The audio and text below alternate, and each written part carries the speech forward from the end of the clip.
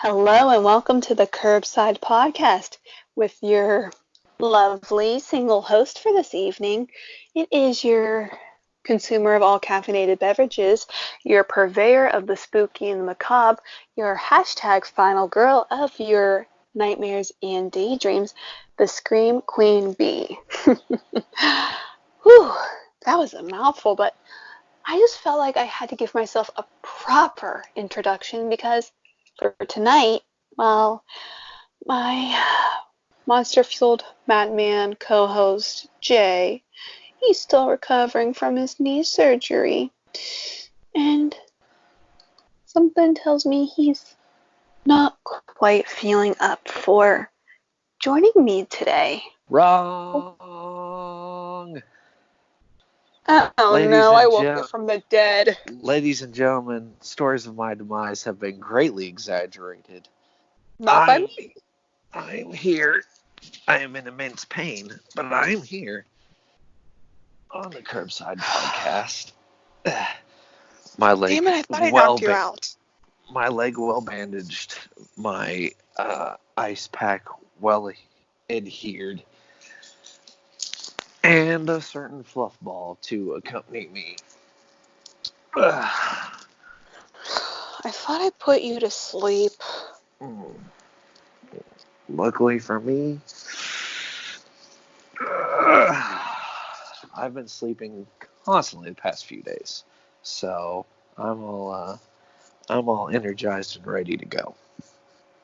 Like the Energizer Bunny, he keeps going and going and going. Mm-hmm. Darn. I guess that means I get to share this with you for today. Yep. Don't worry, we'll still post it as Adventures of Britt on YouTube. Nah, you don't have to. I will get my day one day. So Jay, how has the knee been doing? It has been sore. It has been painful. It has been well medicated and iced constantly. So, about as good as I expect it to be. Very good. Mm-hmm. No issues with getting around or anything? Any tippy tumps or any falls yet? Oh, plenty of issues getting around. I've tripped and almost fell more than once. So.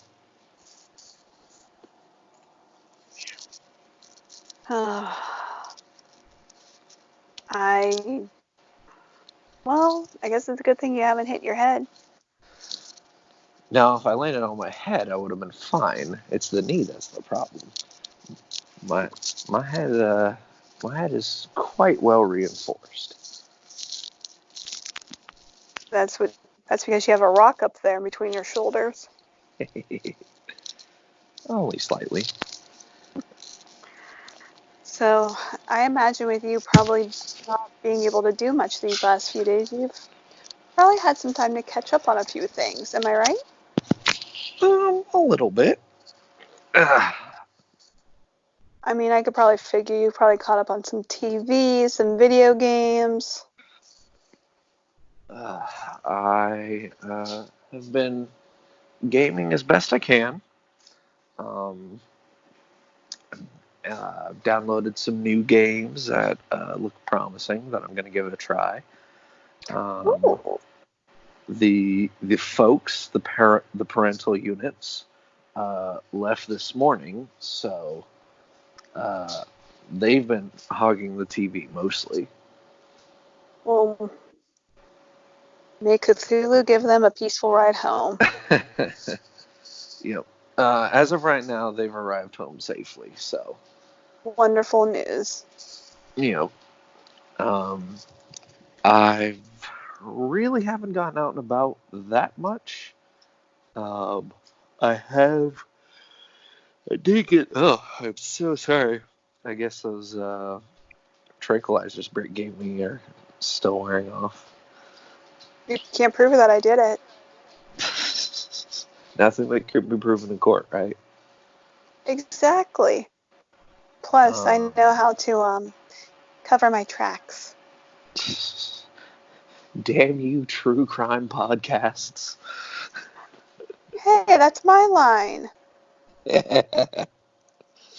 We'll talk more um, about those in a little bit. yes, but I did get the opportunity to leave the house and go to FOW, Foundations of Wrestling, and continue doing my commentary job. Um, I definitely won't be in the ring anytime soon. But I did have a fantastic night on commentary.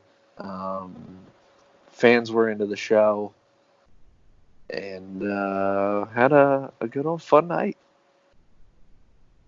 Now, let me ask you a couple questions about FOW, if I may. Go for it. Now, is this is this is local to you? Is that correct? A local Yes. wrestling promotion. Yes. Their home, if you want to call it that, is Bayville, New Jersey. I have no idea where that is. But then, but Um, then again, I don't venture much into New Jersey. Very few places scare me, and that's one of them. Jersey is definitely odd, and I've been to Derry, Maine, so it's definitely an odd place. Um, Bayville is probably an hour and a half, I would say north of Philadelphia. My second home. Mm-hmm. So, um, yeah, they had their second show, Brick by Brick. Their first show was last month, laying the foundation. Um, they're trying to literally and figuratively build themselves up. That's that's wonderful news. Now, who is who is the head for FOW? Well, there's a lot of moving parts, but there's a an owner who I don't know if he wants his name out in the public, but he is um, one of the wrestlers. He is in charge of just spreading all kinds of promotional materials. He's organized a group chat of somewhere between 30 to 40 guys, just always putting out information about the shows. He's really focused on trying to make this the biggest thing he can. He was so us wrestlers, we have to be at the venues early. Hmm. He told everyone that they need to be at the venue at 4. This was around like noonish. He had already been at the venue all morning. Wow. Yeah. So while I don't know if he wants his name out there, uh, I will shout this out. Um, your hard work's appreciated. Uh, he's also the man who gave me the opportunity to be put on commentary, and I think I've done a fair job for myself so far. So I appreciate the opportunity. I appreciate the platform, and guys, just doing a great job so far. Wonderful. And maybe one day, if he would be interested, maybe we could invite him to do a podcast with us. I would love that. Again, I'm sure he would too. He's a bit of a talker, so so for those of you complaining that I can never get a word in edgewise, I might as well just be ignored for that episode. thanks. Put me on blast in front of everyone, in front of Ah, Jay. Cthulhu and everyone. Oh, Jay, I do it out of love. And my little Cthulhu loves you too. Anyway, so are there clips of FOW yet on YouTube? Like, say, Um, it just, Just if someone wants to kind of get a peek at it, see what's going on. So there are matches from FOW on YouTube. Unfortunately, we don't have an official YouTube channel yet. That will be uploaded in the next couple weeks, actually, and will Okay. include the commentary edition of our videos. Very nice. You Because know, I I look forward to the opportunity to hear you, as a matter of fact, on commentary. well, thank you. Um, Mhm. but there are clips out there. If you want to watch any of the matches from the first show, you just have to go to FOW Foundation of Wrestling on Facebook, and all of the matches from their first show uh, should have been posted. Sounds like a plan.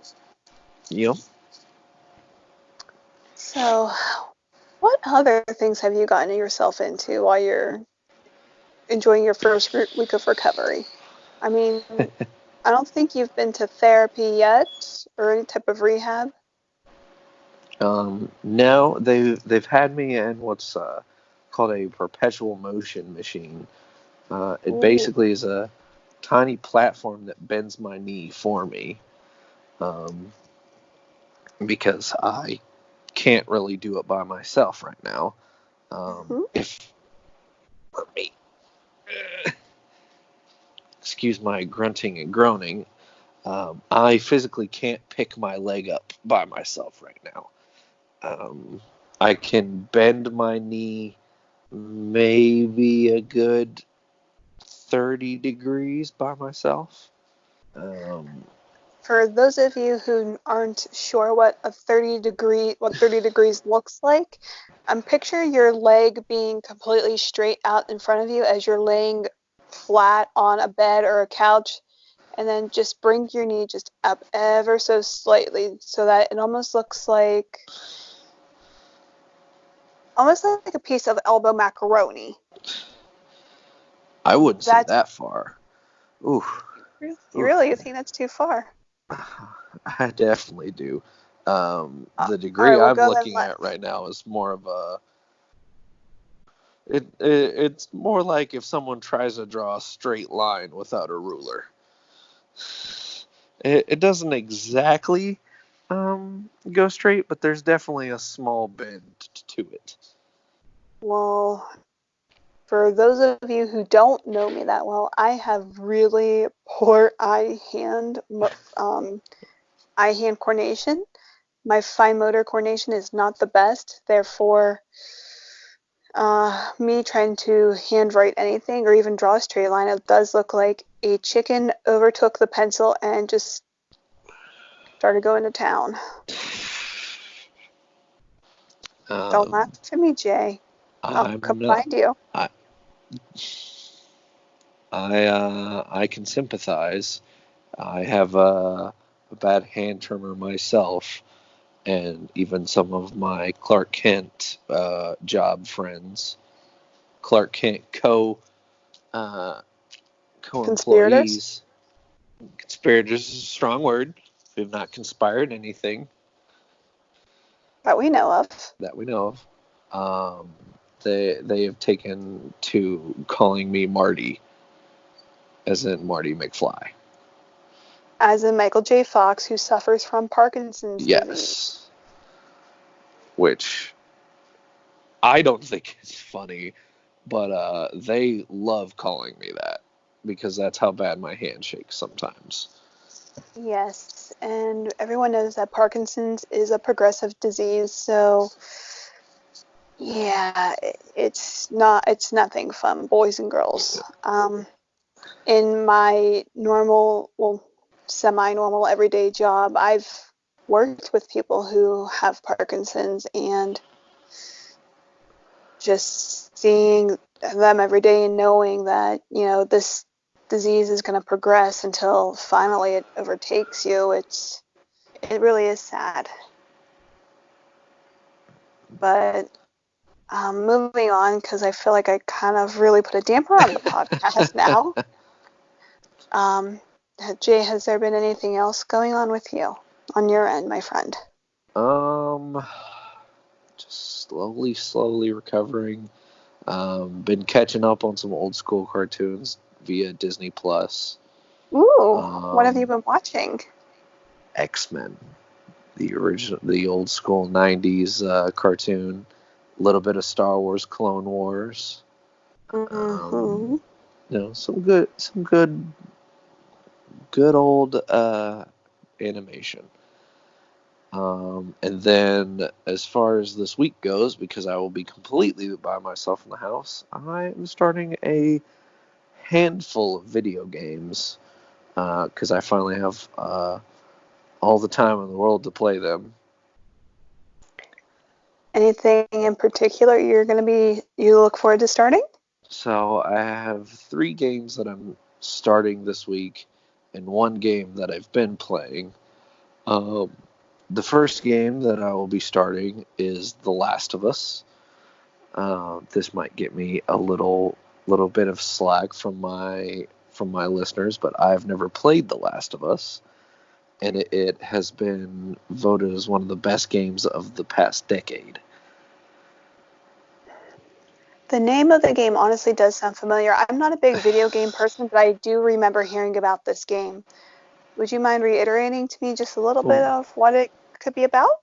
Of course. So The Last of Us is um, it's I guess the closest word is a zombie apocalypse game where you play as this character named Joel, who is a smuggler who smuggles things in and out of quarantine cities. Um, Oh, must deal with he deals with psychopaths trying to, um, you know, just be crazy individuals and kill people. Deal with the zombie hordes known as clickers, and also I think he also has to deal with the military. But he's accompanied by this young girl named Ellie, who is a surrogate daughter of Joel's, kind of, or becomes one. And minor spoilers here, but you find out that Ellie is actually immune to the clicker virus.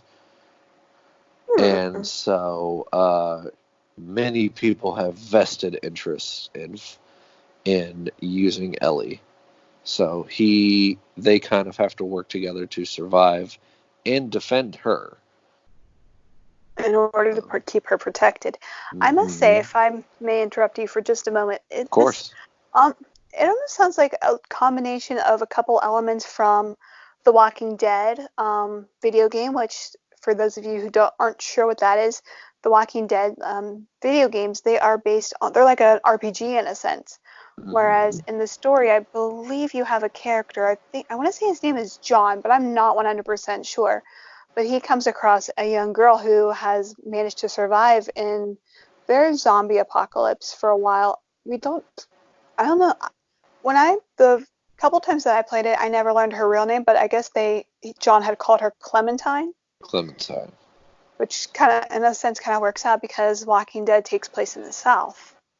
Right. And so that's where that element comes in. And then when you talk about having like an immunity, it almost sounds something similar to the Resident Evil video games and to that series. However, I'm not entirely sure like how much of it is kind of true or makes sense, but just to me when it talks about like just the smaller group of survivors, that's to me like that's what it sounds like is Hmm. at least from my Resident Evil standpoint, which So, I looked it up so that we can put out accurate information here. of It course de- because we hate lying. it definitely is an RPG, has role playing mechanics. The main characters are Lee Everett Okay. and a young girl who he takes care of named Clementine. Okay, so I was right on that. I was right Mm-hmm. on that front at least. Yep. So you were right 2 out of 3. That's pretty good for someone who doesn't play video games. I used to date someone who was very into video games, and that was one of the first ones that he was more like he was a combination of first person shooters and like the more nostalgic video games. I get you. So he wasn't really a big RPG kind of player. So, but at the time I was a fan of The Walking Dead. I'm trying to remember what's. I think I stopped watching it right after they left Alexandria, Mm. which oh my god, I've been out of it now for so long I don't really remember. I Jay, can make a note sympathize. of Jay, make a note. We need to get someone on the show that knows a couple things about video games, who's a little bit up to date, and that we can have a conversation with about. Agreed. Because I think you might know somebody. Apparently, I don't have enough occupants in my realm at the moment,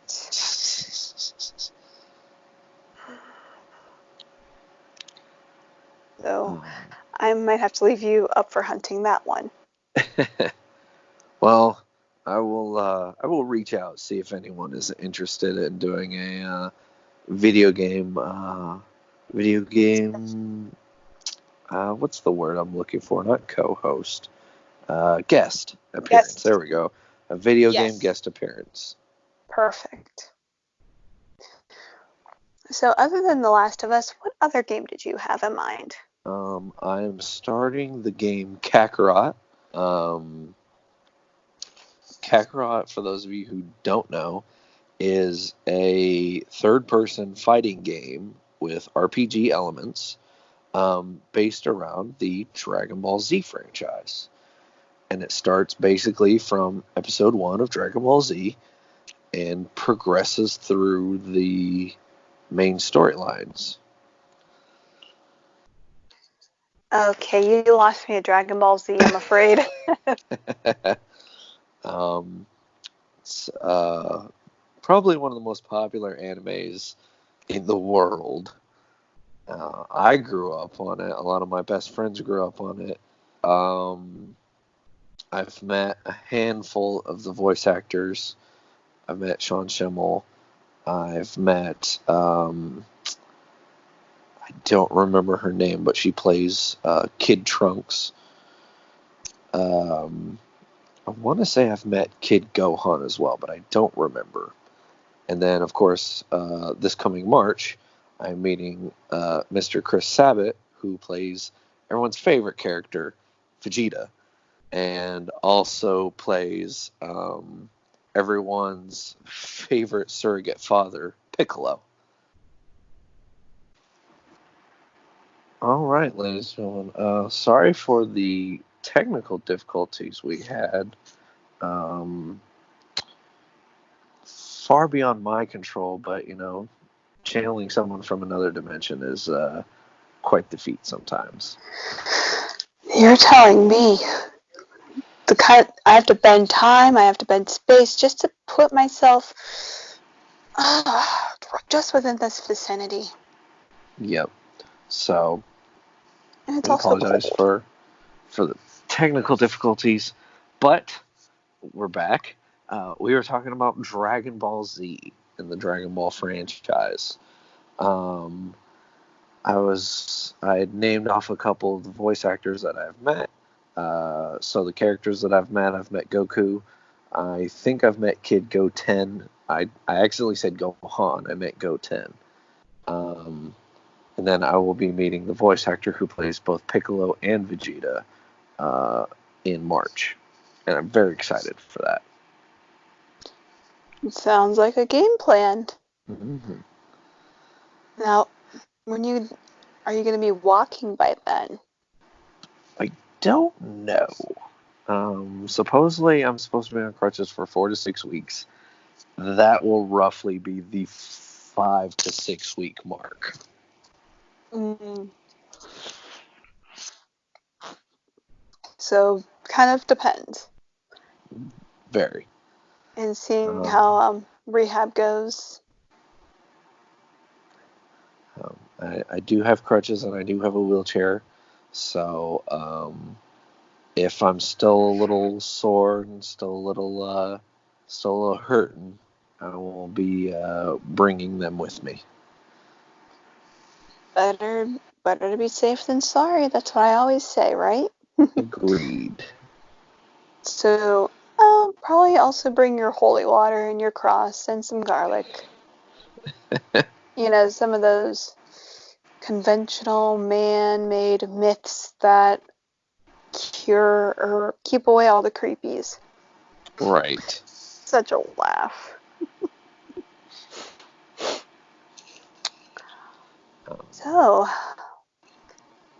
So, I know you talked about The Last of Us. I know you talked about a little bit of this game, Yeah. and I think you said there may have been one more, or was that it? There's a final game, and I'm gonna give these guys a shout out because they actually end up following me on Twitter. Oh, very Um, nice. it's a Switch game from the Nintendo store, and it is called Broforce. Um, Broforce is this eight-ish, 8-bit action game that is it's kind of a love letter to all those old school 80s action movies like Commando, Oh my Rambo, gosh. um, with some 90s flavor sprinkled in there. So everyone in the game has a version of their name that has bro in it. So you can play as John McClane, who is Oh. Brohard. You can play Ah. as RoboCop, who is known as Brobocop. Broke. Wow. Um, John Triton, aka the Commando, as Bromando. Oh my Um, gosh. and it's just this cheesy little shoot 'em up explodey game that's quite a lot of fun actually. And it's honestly it's actually kind of difficult because it's Really? because it's the old school one hit kill kind of game. You don't really have a health Oh. bar. And the it's a lot of fun. And ironically, I'll tell you this story and then I'll stop rambling. I was on Twitter and I found someone with a picture that said, name however you died in the last video game is how you died, is how you're going to die in real life. What is it? So I tweeted and I tagged the game in the comment and I said, Explosion, Broforce. And much to my surprise, they liked my tweet and even followed me on Twitter. That's So, pretty solid. Yep. So, hashtag not sponsored. Shout out to Broforce for the Nintendo Switch. Sounds awesome. The way you described that game when you first said bro, I was thinking Matt Riddle. But Bro.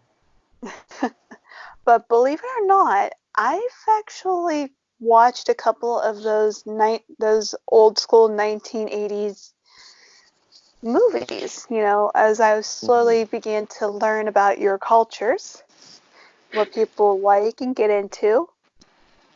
So I can understand, and it does seem like a nice little nostalgia trip. It sounds like overall a fun game, something different. It's very fun, very different, but a lot of fun. And again, that's on the Switch. Yes. Hmm.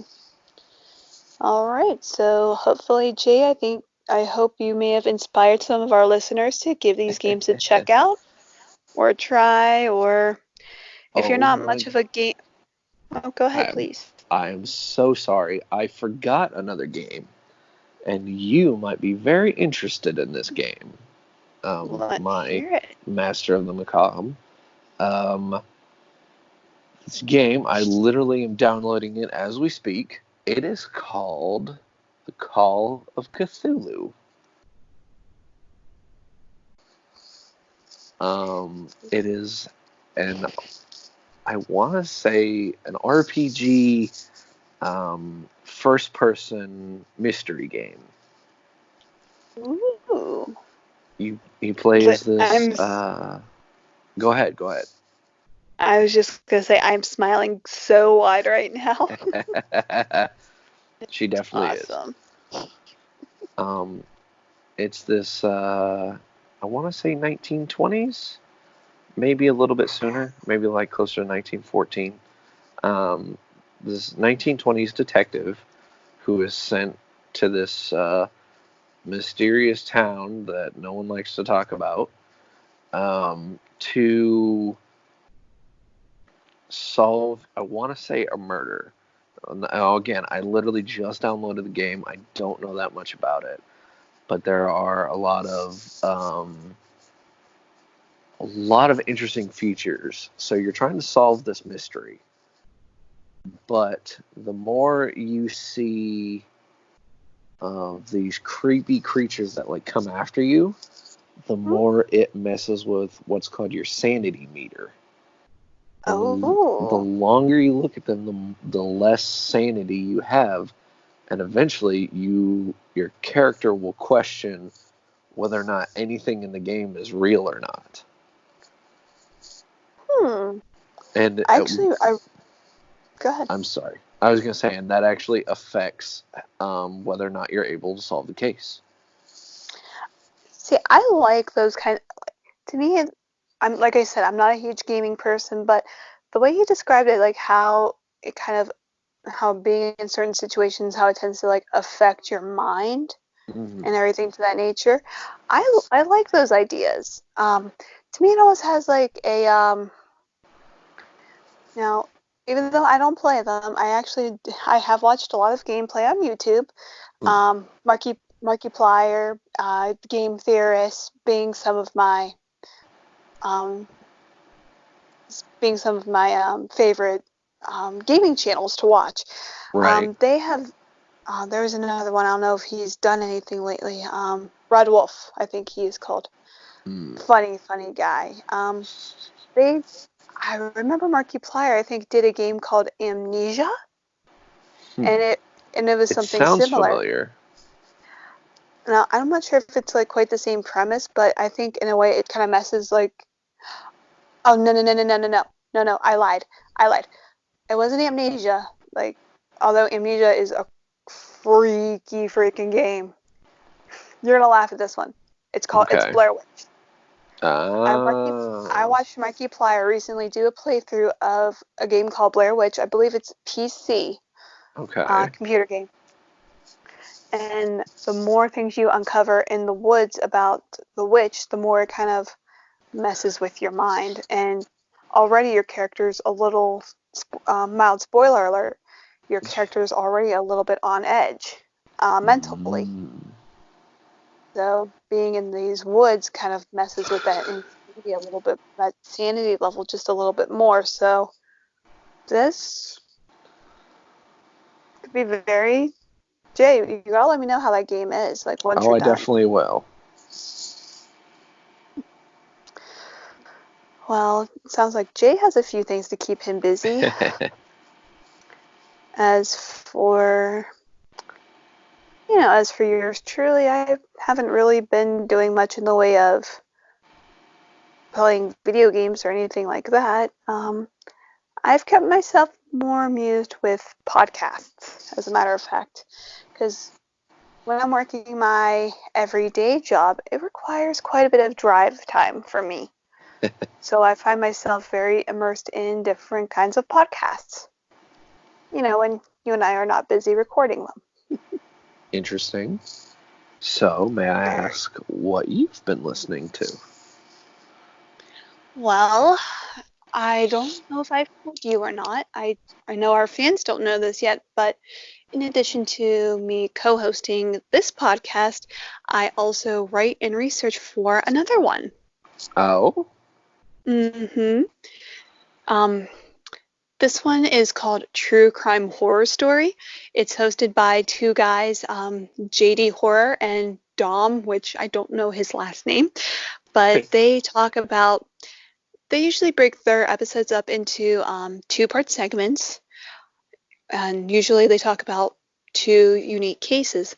A lot of times sometimes they'll touch on cases that have been, that have made news, that have made headlines, but they cover like a lot that are a little less well known. So, Interesting. yeah. So, I'm gonna try to pick out a really good example here. For an episode I believe they did in season 1, they talked about the man in gray, Albert Fish, who for like really hardcore crime enthusiasts would know, but for those who don't, he was a serial kidnapper and murderer from the 1930s in Wow. New York. Oh yeah. Um, sentenced to death in the electric chair, I think, in the 1940s. I just started writing for these guys actually they just started their second season at the end of January, which a couple of the episodes I wrote and researched for should be coming up to post soon. Well, that's awesome. Yeah, like if you want someone who it's similar the way they talk, it's similar to another podcast I listen to called Last Podcast on the Left. Again, talk there. It's very macabre, very dark. But whereas the Last Podcast on the Left takes like a little bit more of a humorous approach to it, Right. JD and Dom, they look at it with a little less humor and they stick mainly with the facts. And I also like that, they cover things that, like, they talk about crimes that don't have, like, all the main hysteria about it. So, like, your Jeffrey Dahmers, your Ted Bundys. So, like I said, for me, I find that to be very interesting. And JD's, like, one of the nicest guys I've ever spoke with when I had approached him. And, well, he was looking for writers and researchers for his show. So when I had emailed him and asked about interest, he was very open to some of my ideas and essentially kind of given me free reign on whatever I wanted. So, and for someone like me who doesn't like to be tied down by time and space, it's definitely been a big joy. That is fantastic. Mm-hmm. Another one, this is actually my undisclosed location currently. There's another podcast that's fairly local to me, where I'm currently located. Oh? Mm-hmm. This one is called Dirty History, and it's hosted by Tom Thomas, or Tom Thompson. Tom Thompson, I'm 90% sure. He looks at the more dirty, ground down parts of history. Okay. Some of the episodes he talked about were some of the slaughterhouses in Chicago, how those first came about. Upton Sinclair's first pamphlet or book. I forget what the hell it's called. Usually I have that much information on me. Let's see. He's talked about just a lot more of the dirtier history that, doesn't really get talked about or brought up to the surface. Cannibalism he's talked about. Again, and his episodes are pretty short. Like, they're roughly like anywhere from 30 to 40 minutes, 45 minutes, unless he's doing an interview. So if you're just looking for something kind of quick, he's really good to listen to. And it's a solo man show. So big shout out to him. he likes to call all of his listeners his dirty darlings, which I kind of like. I'm not gonna lie. Um, but if you're looking for like a more historic based podcast that goes a little bit deeper than what you had always heard about in history in your history classes or your books, he's a good place to start, and that's that's Dirty History Podcast. I do have, and so I do have Twitter handles for all of these podcasts, so I could post them at the end of the episode. That is definitely a good idea. We definitely need to get those up. So, just a small little side note. Not gonna go on a rant here, but originally when I came up with the idea for this podcast, I wanted to use it as a template, a stepping stone to help people, you know, lift up their podcasts and lift up whatever YouTube channel they're on. So, us mentioning independent game like Broforce, or us mentioning all these podcasts that Britt has brought up. This is really one of the reasons why I created this the Curbside podcast, is to really help elevate other people as well. Absolutely. And is it okay with you if I mention just one more? Because these Uno guys, mas. because these two hold such a spot in my heart, and I'm so happy for them. I think it was about last year I discovered a little channel on YouTube called Dead Meat. And and there was a little segment on this channel called The Kill Count, hosted by a young man by the name of James A. Janice. His kill counts, basically what they do is he watches horror movies, he counts like the number of different deaths, gives a little bit of background history on the movie, and at the end he'll grade them. Like he'll give like a golden machete for like the best kill in the movie, and he'll give a dull machete for the worst. And some other ones, like he'll do like little side awards. For example, when he did a kill count series on the Saw movies. So Nice. for those ones, for those he did like a little sidebars. He did like the golden Punjabi sticks, I think it was. I probably pronounced that completely wrong. And then he did like a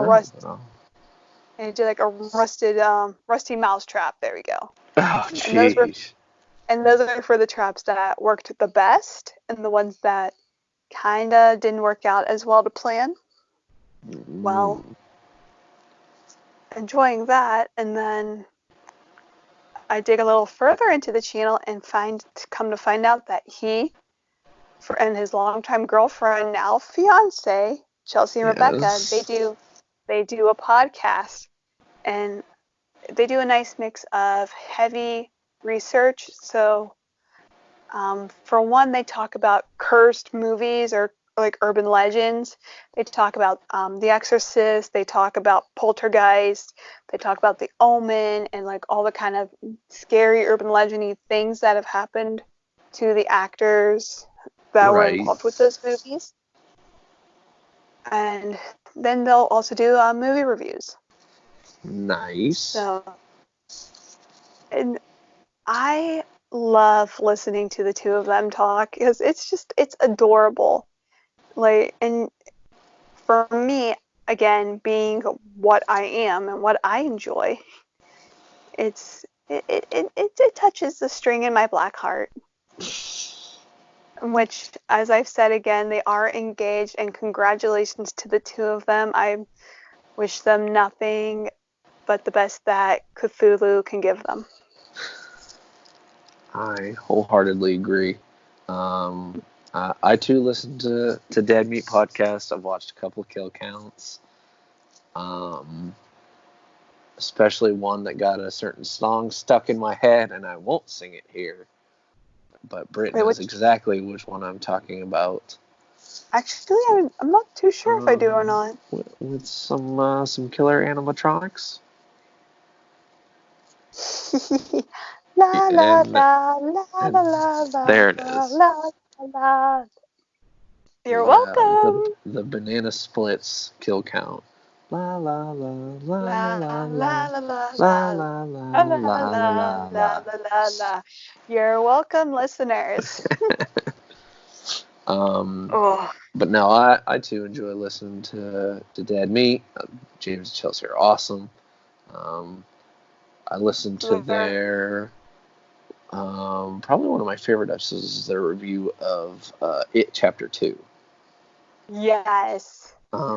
Which ironically, a lot of people who were in the movie It Part 2 were fans of Dead Meat and met them at the premiere. And they're Mhm. like, oh my gosh, we loved you in the movie. Oh my gosh, we love your podcast. So, goals there. Oh yes, Podcast goals right there. absolutely. Speaking of podcast, if you their most recent episode that they just came out with, it was actually last week, so I don't think they posted the new episode as of yet. But their most recent episode, they did an interview with one of the original Scream Queens from the 1980s, and I'm so fascinated. And I was listening to her, and like I enjoyed this episode, every minute of it. You probably know who I'm talking about, but I'll give you a couple guesses. Okay. Um, can't think. Brain no worky. Come on, Rick. Um, only one I can think of was the makeup artist from Nightmare on Elm Street. You're very, very close. Damn it. No. Allow me. I'm going to correct you. Wasn't the makeup artist, but was in Nightmare on Elm Street. I can't think. Okay. I give up. I tap. I submit. Heather Langenkamp, who played Nancy Thomas in Nightmare on Elm Street, the original, Nightmare on Elm Street 3, They Are the Dream Warriors. Or, wait, 3 was if Dream I Warriors. 3 was Dream Warriors, I was going to say, Yep. if I completely screwed up my genre, I am ashamed. I should go back into my sewer. No, you're good. 3 was Dream Warriors. I think 4 was Dream Child. No. 5 was Dream Child. Okay. I forget which one 4 was. Wasn't she also in Wes Craven's A New Nightmare? Yes, she was. Playing herself? And going back at the very end and playing Heather, playing Nancy one last time. Mm-hmm. That movie, I actually really did like that movie. I think now it's starting to get the recognition and love that it deserves. I wholeheartedly agree. I hope, at least. Because it's not a bad movie, like, by any stretch of the imagination. I mean, I mean, visually, it's gorgeous. The story I thought the story was good too. I thought the story was fantastic. Honestly, that's probably one of my favorite Nightmare on Elm Street movies. Oh, hands down. And if you want to talk, I know how we spoke a little bit about independent things. Mm-hmm. This, that's all this was supposed to be. I think was just a little shot off independent movie, and it took on like this life of its own, which you know, uh, I think that like let that be a lesson. So like any of these like small independent like wrestling promotions, video games, all it Podcast. takes is just exactly. See, all it takes is just one before who knows, maybe you can become a franchise. Maybe. Oh. Anyway, I'm going to get off my soapbox here for a moment. And I don't know, I think that might be all I got.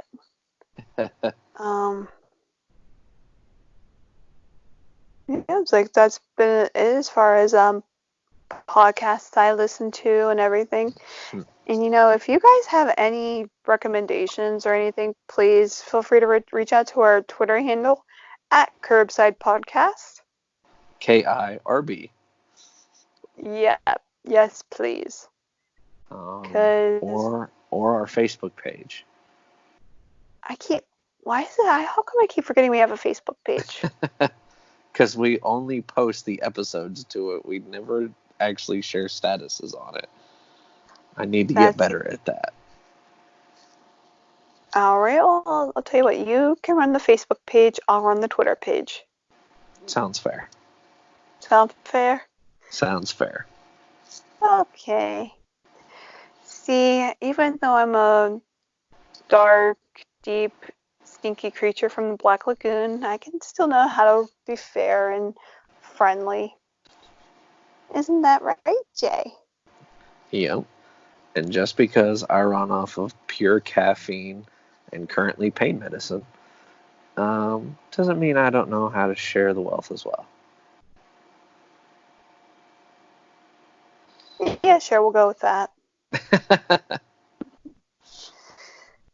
But anyway, ladies and gentlemen, I think we're going to wrap it up here for today just because, I know this was the first time Jay actually probably had a couple coherent thoughts in his brain.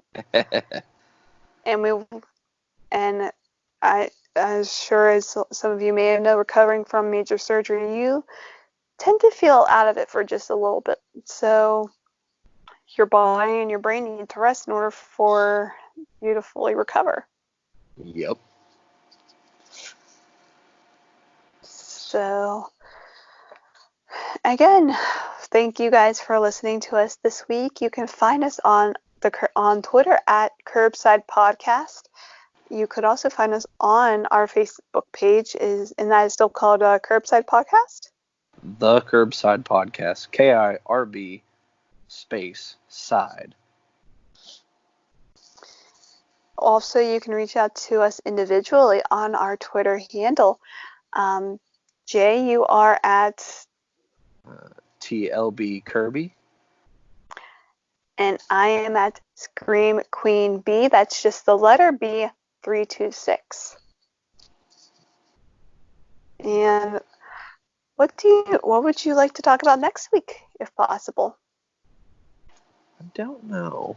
How about we post a poll on Twitter and Facebook, see what the fans have to say? Why not? Hopefully we can get more than 5 responses. Yeah. Yeah, I'm calling all of you out.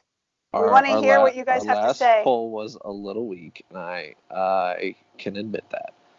But we know you're all out there. We appreciate all of you guys listening. Definitely like us on Facebook, follow us on Twitter, and shoot us a message. Tell us what you want to see.